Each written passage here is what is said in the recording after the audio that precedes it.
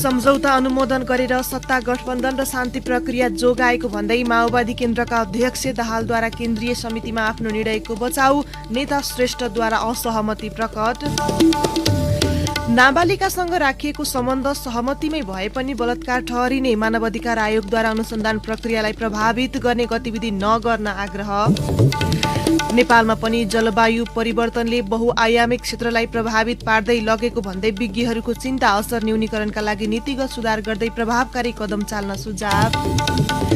रुसले आफ्नो मुलुकमा आक्रमण गर्न सक्ने वातावरण पश्चिमा राष्ट्रले बनाइरहेको भन्दै युक्रेनका राष्ट्रपति जेलेन्स्कीको आलोचना, हवाई मार्ग रोकिदिन आग्रह।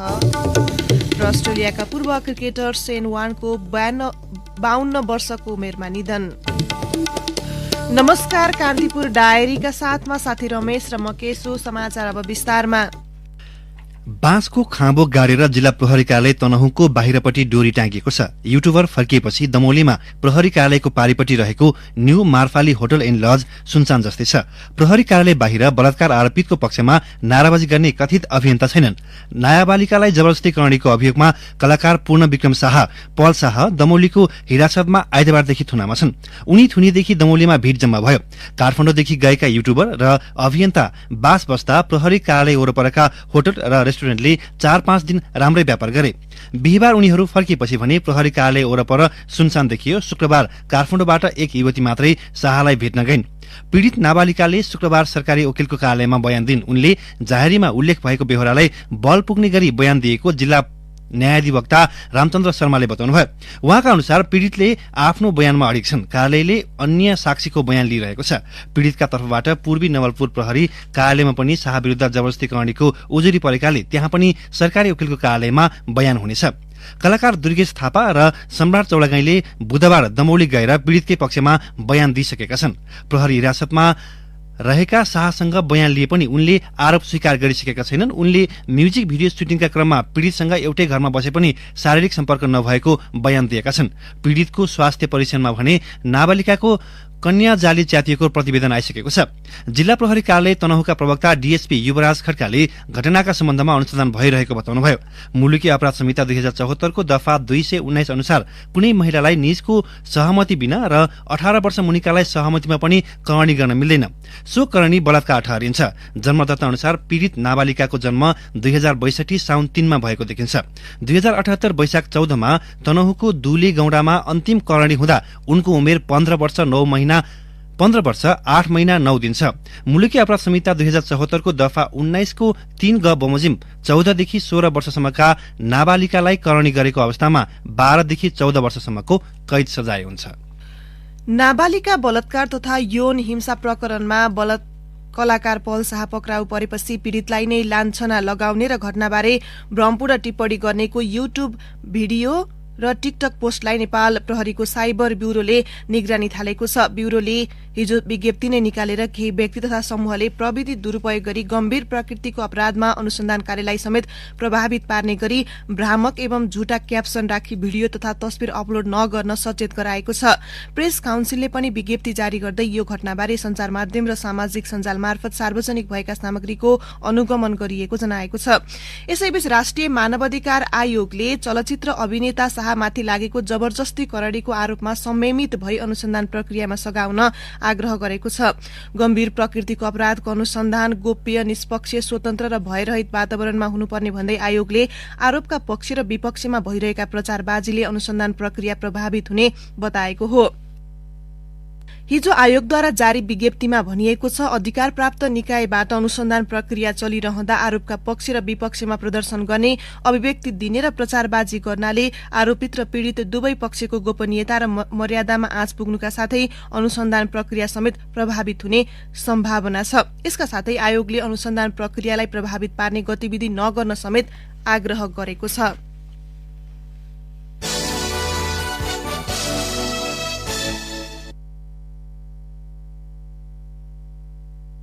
नेकपा माओवादी केन्द्रका अध्यक्ष पुष्पकमल दाहालले एमसीसी सम्झौता अनुमोदन भएपछि सत्तारूढ़ दलहरूबीच आगामी चुनावसम्म मिलेर जाने वातावरण बनेको भन्दै एमसीसी बारे गरेको निर्णयको बचाव गर्नुभएको छ। सम्झौता अनुमोदनपछि पार्टीभित्र असन्तुष्टि बढ़िरहेका बेला काठमाडौँमा हिजो शुरू भएको केन्द्रीय समिति बैठकमा अध्यक्ष दाहालले एमसीसी सम्झौता अनुमोदनको पक्षमा नउभिएको भए पार्टीलाई किनारा लगाउने अवस्था आएको बताउनु भएको छ। त्यस्तै उहाँले शान्ति प्रक्रियामै जटिलता उत्पन्न हुन सक्ने भएकाले आफू व्याख्यात्मक घोषणासहित एमसीसीको पक्षमा उभिएको बताउनु भएको नेताहरूले बताएका छन्।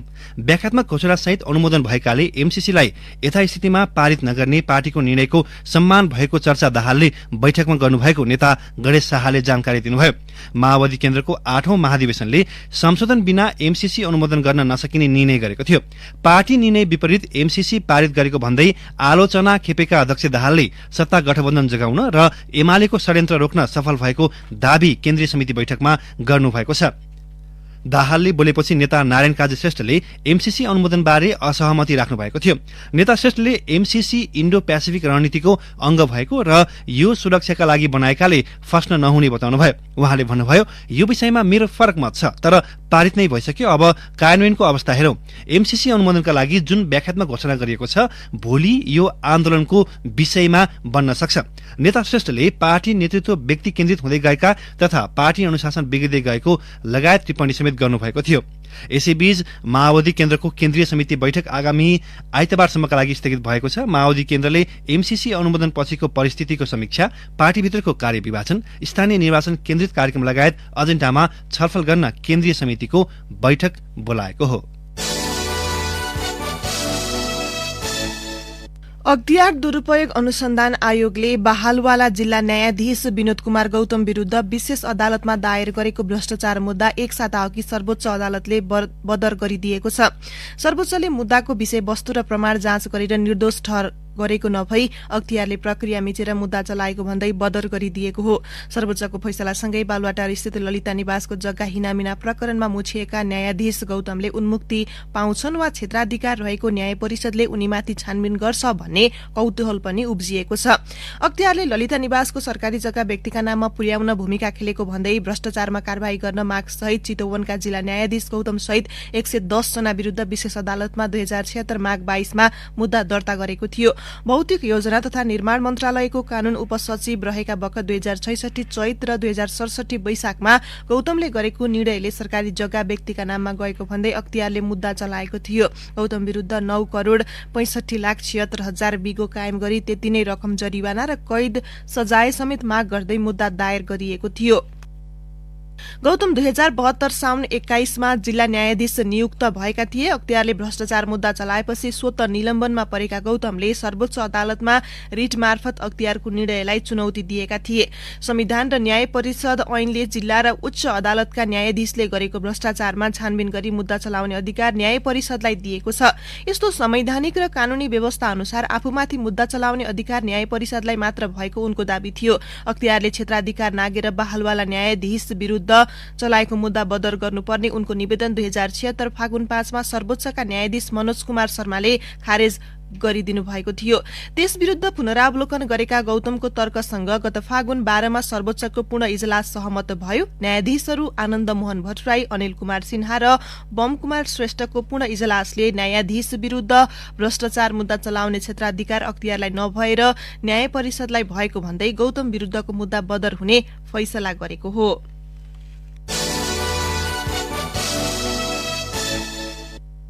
इन्धन बिक्री गरे बापत आफूहरूले पाउने कमिशन नबढ़ाएको झोकमा केही पेट्रोलियम व्यवसायीले हिजो ऐन विपरीत इन्धन ढुवानी बन्द गरे। अत्यावश्यक पदार्थ नियन्त्रण अधिकार ऐन 2017 अनुसार अत्यावश्यक वस्तु आपूर्तिमा बन्द हड़ताल गर्न नपाइने उल्लेख भए पनि ऐन उल्लंघन गर्दै उनीहरूले ढुवानी बन्द गरे।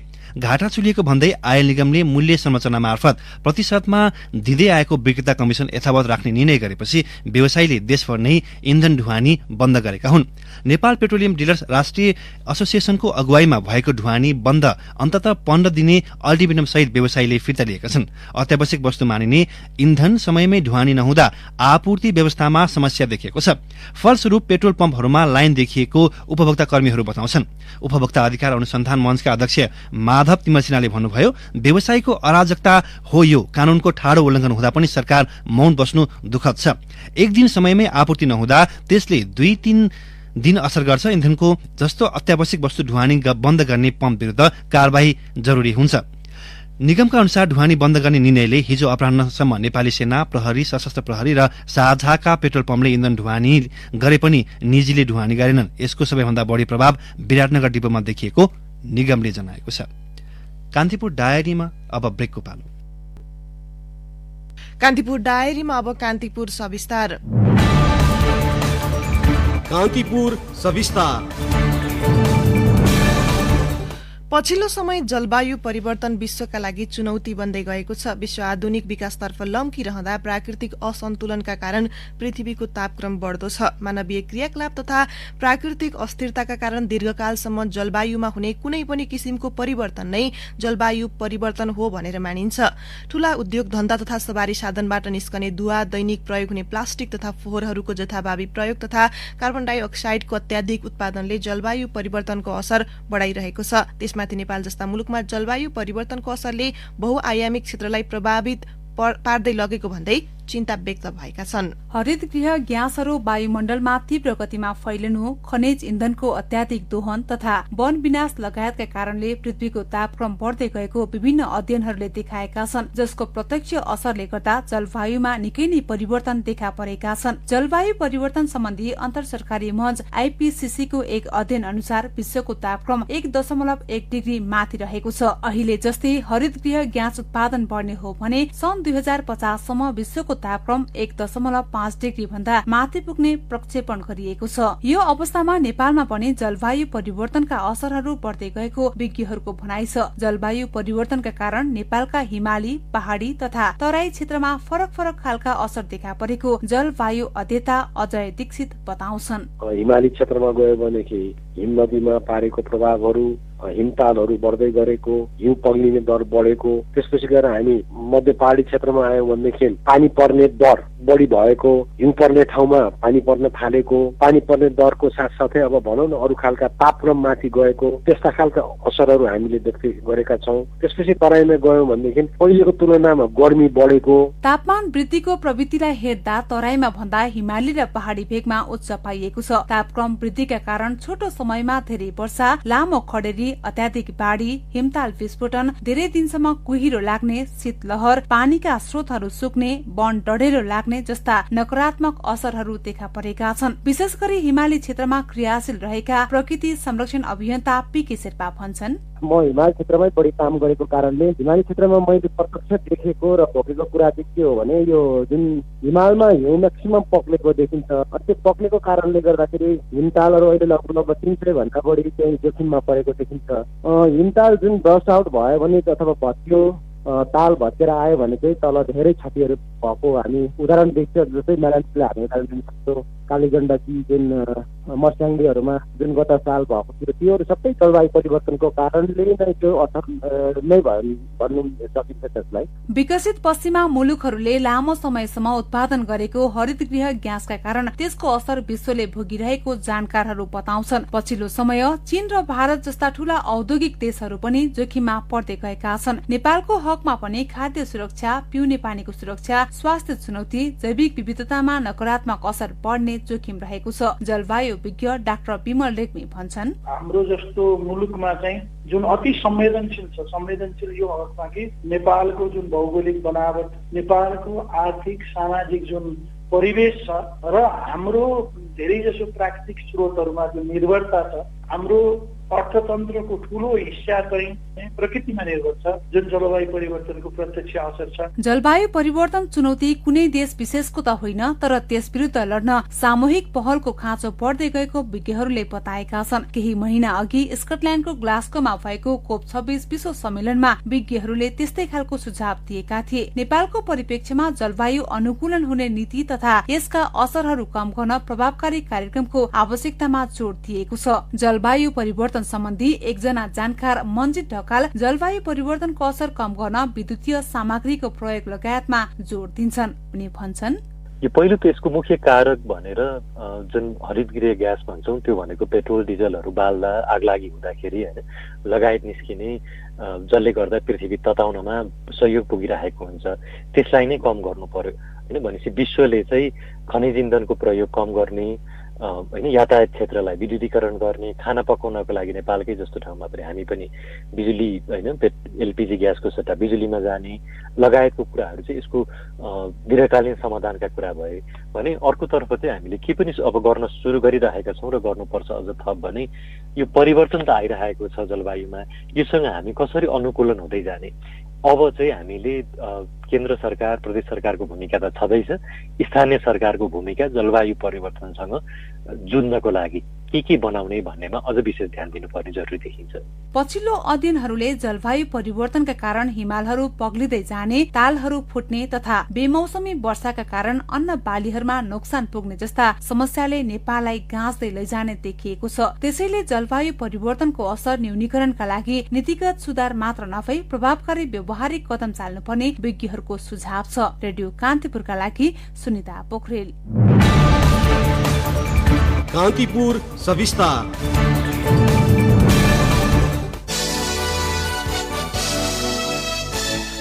सरकारले आगामी चैतको अन्तिम सातादेखि 5 देखि 11 वर्ष उमेर समूहका बालबालिकालाई कोरोना संक्रमण विरुद्धको फाइजर खोप लगाउने भएको छ।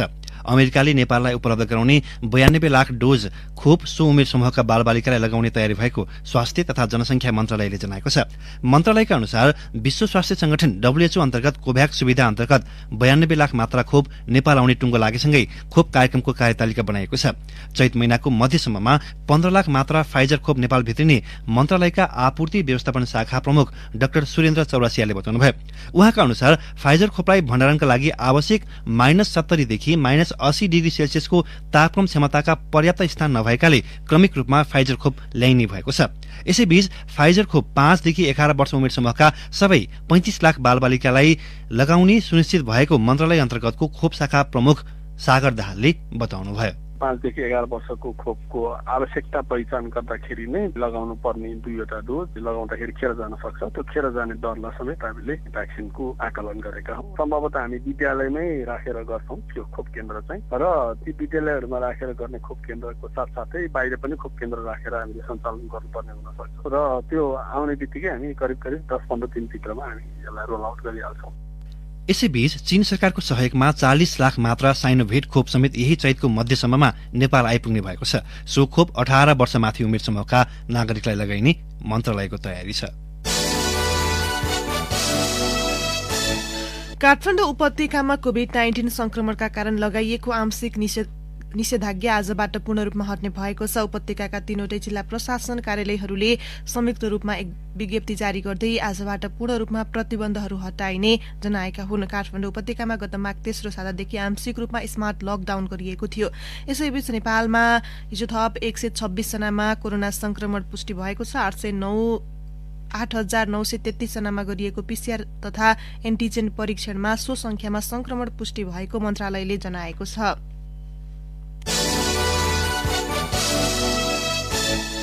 रूस युक्रेन द्वन्द्वबाट प्रभावित 511 जना नेपाली सुरक्षित स्थानमा पुगेको जर्मनी स्थित नेपाली दूतावासले जनाएको छ। जर्मनीका लागि नेपाली राजदूत रामकाजी खड्काका अनुसार हालसम्म 403 जना पोल्याण्ड, 71 जना स्लोभाकिया, 27 जना रोमानिया, 6 जना हंगेरी र 4 जना मालदोभा पुगेका हुन्। युक्रेनबाट निस्केका मध्ये 40 जना नेपालीले यात्रा अनुमति पत्र समेत लिएको राजदूत खड्काले जानकारी दिनुभयो। युक्रेनको सीमामा आइपुगेका नेपालीको सहयोगका लागि गैर आवासीय नेपाली संघका स्वयंसेवकहरू खटिएका छन्। सर्वोच्च अदालतले देशभरका नदी नाला तथा खोलाहरूबाट जथाभावी रूपमा भइरहेको रोडा ढुङ्गा तथा गिट्टी बालुवा उत्खननका विषयमा अध्ययन गरी प्रतिवेदन पेश गर्न सरकारका नाममा आदेश जारी गरेको छ।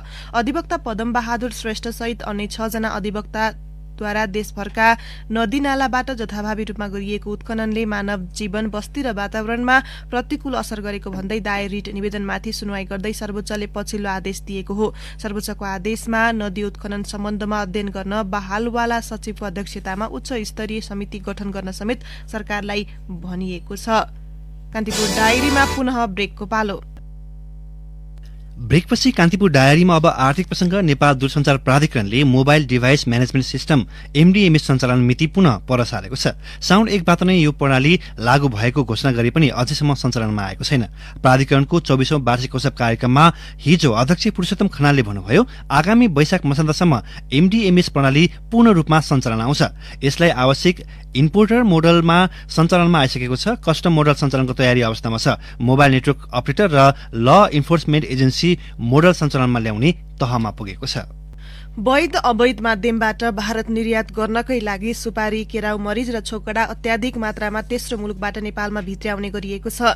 नेपालबाट शून्य भन्सार दरमा कृषि वस्तु भारत निर्यात गर्न सकिने सुविधा दुरूपयोग गर्दै यी वस्तुको ओसारपसार गर्दा अन्तर्राष्ट्रिय व्यापार अनुशासनको प्रश्न उठ्ने गरे पनि सरकारले गम्भीरतापूर्वक लिएको पाइँदैन। सुपारी इन्डोनेसिया र थाइल्याण्ड, केराउ क्यानाडा, रुस र अमेरिका, छोकडा पाकिस्तान र दुबई तथा मरिच भियतनामबाट भित्र्याउने गरिएको छ। भन्सार विभागका अनुसार आर्थिक वर्ष 2073-74 मा 4 अर्ब 52 करोड़ रुपियाँ बराबरको यी वस्तु आयात गरिएको थियो। आर्थिक वर्ष 2075-76 मा 12 अर्ब 42 करोड़ र 2076-77 मा 15 अर्ब 56 करोड़को आयात गरिएको छ। भन्सार विभागका एक अधिकारीले भने नेपालमा यति धेरै खपत हुने ठाउँ नै छैन। सुपारी, केराउ, मरिच र छोकडाको माग भारतमा अत्याधिक छ। इन्डोनेसिया लगायतका उत्पादक मुलुकले भारतमा सोझै निर्यात गरे भन्सार महसुल लाग्छ।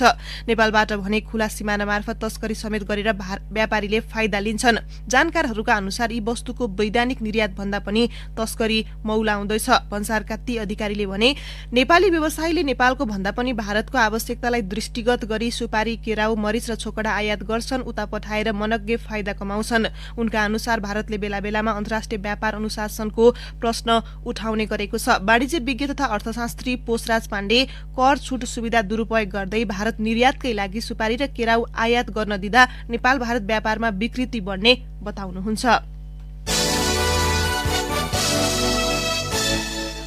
अब अन्तर्राष्ट्रिय प्रसंग। रूसले आफ्नो मुलुकमा थप आक्रमण गर्न सक्ने वातावरण पश्चिमा राष्ट्रले बनाइरहेको भन्दै युक्रेनका राष्ट्रपति भोलोदिमिर जेलेन्स्कीले आलोचना गर्नुभएको छ। युक्रेनमा युरोपेली राष्ट्रले नो फ्लाइ जोन घोषणा गर्न नसकेको उहाँको भनाइ छ। नो फ्लाइ जोन घोषणा गर्दा नेटोले रूससँग युद्ध शुरू गरेको अर्थ लाग्ने विश्लेषण गर्नु कमजोरी भएको जेलेन्स्कीले बताउनु भएको छ। रूसले हवाई हमला गरेर युक्रेनका शहरहरूलाई ध्वस्त पारिरहेकाले त्यसलाई रोक्न सहयोगका लागि युक्रेनी राष्ट्रपतिले आग्रह गर्नुभएको हो।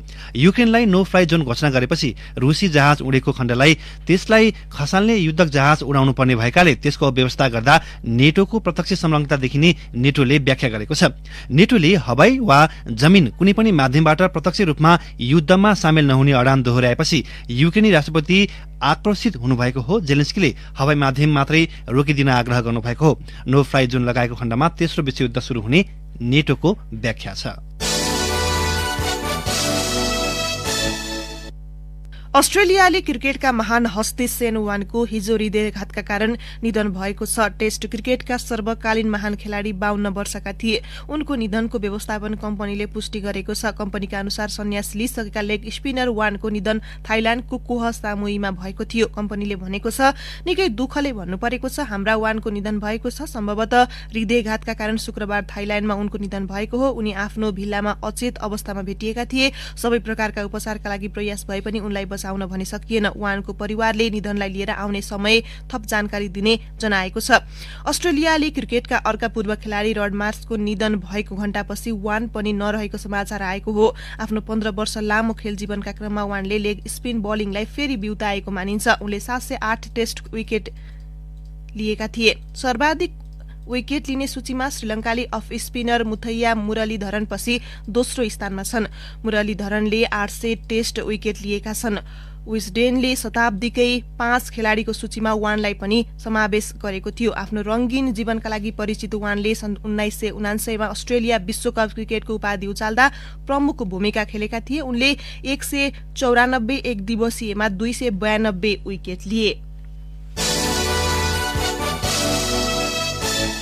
अब मौसम सम्बन्धी जानकारी। मुलुकका पहाड़ी भूभागमा सामान्य बदली रही बाँकी क्षेत्रमा मौसम सामान्यतया सफा रहने जल तथा मौसम पूर्वानुमान महाशाखाले जनाएको छ। केही बेर अघि 9 डिग्री सेल्सियस मापन गरिएको काठमाडौँ उपत्यकाको अधिकतम तापमान आज 24 डिग्री सेल्सियस पुग्ने महाशाखाको अनुमान छ। सूर्योदय केही बेर अघि 6:24 भयो। सूर्यास्त भरे साँझ 6:07 हुनेछ। हवस् त यिनै प्रसङ्ग सहित कान्तिपुर डायरीको यो बुलेटिन अहिलेलाई यही सकिन्छ। साथी रमेश र म के सुविधा हुन्छौ। नमस्कार।